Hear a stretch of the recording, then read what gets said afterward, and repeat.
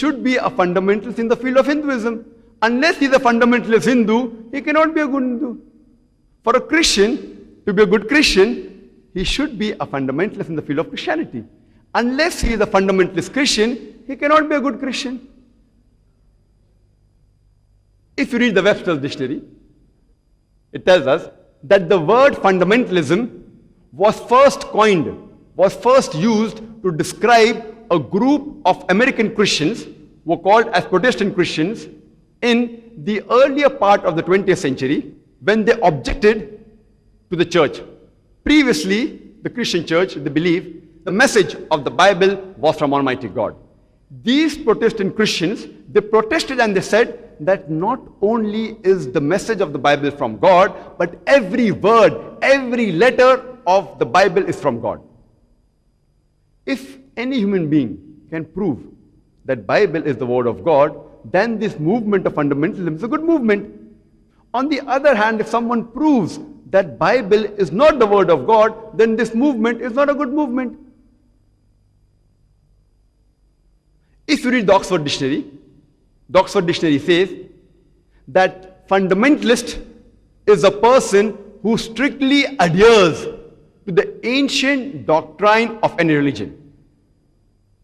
But if you refer to the new edition, the revised edition of Oxford Dictionary, there's a slight change in the definition.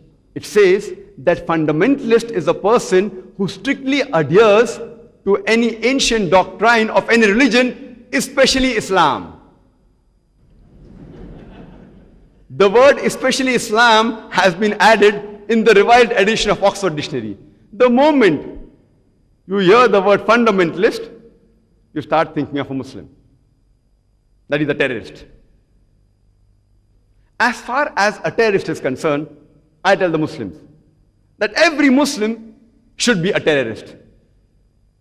People may wonder, what is Dr. Zakir Naik talking in a communal harmony meet that every Muslim should be a terrorist? What is the meaning of the word terrorist? Terrorist, by definition, means a person who terrorizes. When a robber sees a policeman, he is terrified. So for the robber, the policeman is a terrorist.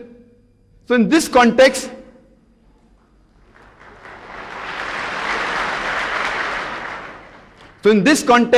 every Muslim should be a terrorist to the robber. Whenever a robber sees a Muslim, he should be terrified. Whenever a rapist sees a Muslim, he should be terrified. Every Muslim should be a terrorist to each and every anti-social element. I am aware that terrorist more commonly is used for a person who terrorizes an innocent person. In this context, no Muslim should even terrorize a single innocent human being. The Muslims should selectively terrorize the antisocial element. And many a times, two different labels are given for the same activity of the same individual. For example, more than 60 years back, when we were ruled by the Britishers, when they were controlling India, there were certain Indians who were fighting for their freedom. These group of Indians, by the British government, they were labeled as terrorists. But those same people, by the common Indians, we call them as patriots, as freedom fighters. Same individual, same activity, two different labels. One group is calling them a terrorist, the other group is calling them freedom fighters, patriots.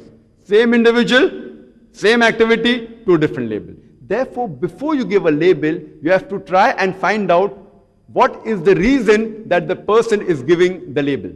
If you agree with the British government that Britain had a right to rule over India, you would call all these people as terrorists.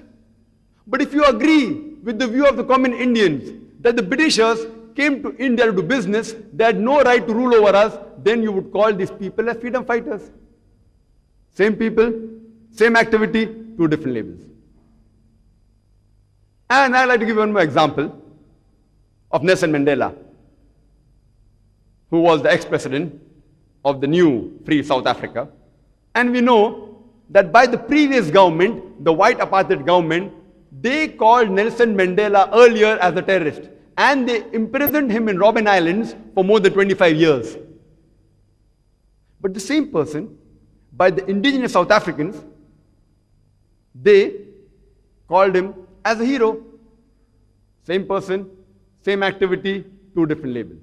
If you agree with the previous white apartheid government of South Africa that the color of the skin makes you superior, if your skin's color is white, it makes you superior, then we all have to agree that one of the greatest terrorists on earth was Nelson Mandela. But if you agree with the view of the South Africans, the original inhabitants of South Africa, that the color of the skin does not make you superior, or same as is mentioned in the Quran, in Surah Hujurat, chapter 49, verse number 13, it says, Ya ayyuhan nasu inna khalaqnakum min zakrin wa unsa wa ja'alnakum shu'uban wa qaba'ila lita'arafu inna akramakum indallahi atqakum innallaha alimun kabir. O humankind, we have created you from a single pair of male and female, and have divided you into nations and tribes, so that you shall recognize each other, not that you shall despise each other. And the most honored in the sight of Almighty God is the person who has taqwa. The criteria for judgment in the sight of Almighty God is not color of the skin, it's not sex, it's not wealth, but it is taqwa, it is righteousness, it is piety, it is God consciousness. So if we agree with the view of the Quran, and as our beloved Prophet Muhammad said, he said in the farewell pilgrimage, in the Hajjatul Wada, he said that no Arab is superior to a non-Arab. Neither is a non-Arab superior to an Arab. No white man is superior to a black, neither is a black man superior to a white, except by virtue. So if you agree with the view of the Quran and the saying of the beloved Prophet Muhammad, you would not call Nelson Mandela the terrorist, but you would call a person who's fighting for his rights. Therefore, before any person gives any label to any individual for any of his act, we have to first analyze for what reason is he doing the act.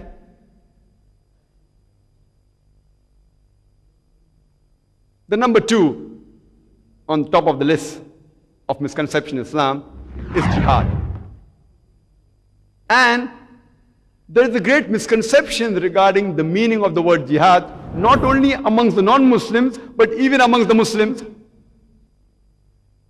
Most of the people, irrespective whether they're Muslim or non-Muslim, they feel that any war fought by any Muslim for any reason whatsoever, irrespective whether it be for personal reasons, for political gain, for regions, for language, for any reason, if any Muslim fights a war, it is called as jihad. It is a great misconception not only among the non-Muslims, but even among the Muslims, that any Muslim fights a war, it is termed as jihad. Jihad comes from the Arabic word jahada, which means to strive, which means to struggle, which means to exert effort. And in the Islamic context, jihad means to strive against one's own evil inclination. Jihad in Islamic terminology also means to strive to improve the society. It even includes to strive in the battlefield in self-defense. And it even includes to strive to fight against tyranny and oppression. Jihad comes from the root word jahada, which means to strive, which means to struggle. For example, if a student strives to pass in his examination, in Arabic, we say he is doing jihad. He is striving, he is struggling to pass in the examination. If an employee strives, struggles to satisfy his employer, irrespective whether the work he is doing is good or bad, it is called as jihad. Irrespective whether the employee, whether he is doing good work or bad work, if he is striving to satisfy his employer, it is called as jihad. Jihad merely means to strive. If a politician strives to acquire vote, irrespective whether it's good or bad, it is referred to in Arabic as jihad. And there is another misconception as far as the word jihad is concerned. Most of the people think, Muslim, non-Muslim alike,